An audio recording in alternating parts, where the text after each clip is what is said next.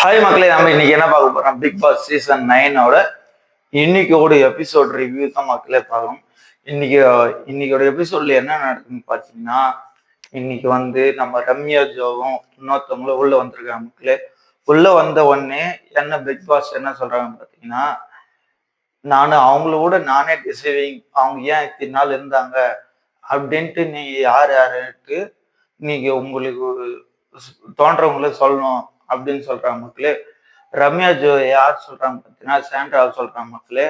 முன்ன எந்த கேம ஆடல, அதனால உங்களுக்கு பதிலா நானே இருந்துக்கலாம். நீங்க இருந்ததே இது ஏதோ லாபத்துல சும்மா இருக்கிறீங்க, நீங்க இருந்ததுக்கு நானே மேலு அப்படின்னு சொல்றாங்க மக்களே.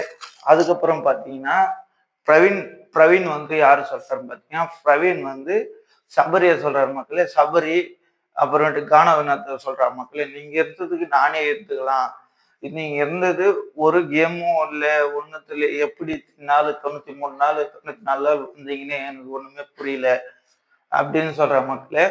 அதுக்கப்புறம் வியானா சபரிய சொல்ற மக்களே. சபரியா தான் இத்தனை நாள் எப்படிதான் இருந்தாரோ தெரியல, இத்தனை நாள் அவர் இருந்ததே ஏதோ ஒரு இது இல்ல அப்படின்னு சொல்றாங்க மக்களே.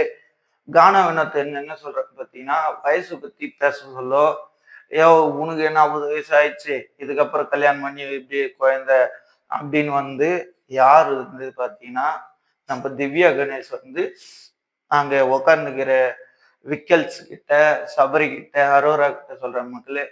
இது அரோரா என்ன சொல்றாங்க பார்த்தீங்கன்னா, இதுன்னா அவங்க வீடா ஒரு இஷ்டத்துக்கு பேசுறதுக்கு அப்படின்னு அரோரா சொல்றாங்க மக்களே. ஏன் கானவனத்தொன்னு இப்படி மாறினாரு எனக்கு ஒண்ணுமே புரியல மக்களே. அவர் அப்படி பெற்ற ஆள் இல்லையே, ஏன் மாறினாரு ஒன்றும் புரியல மக்களே.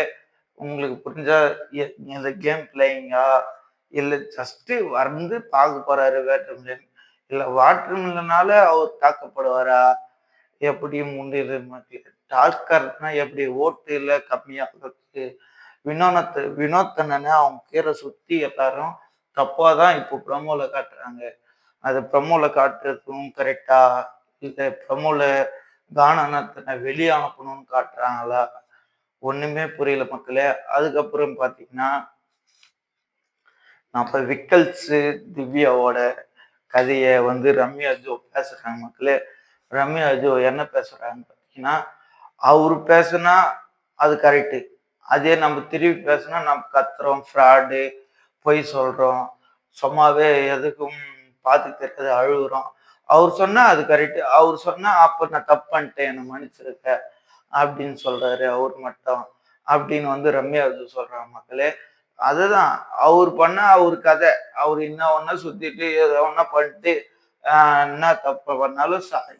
ஆனா நீங்க பண்ண ஃப்ராட் பண்றீங்க, கத்துறீங்க, அழுகுறீங்கன்னா அவர் அழுவே மாட்டாரா?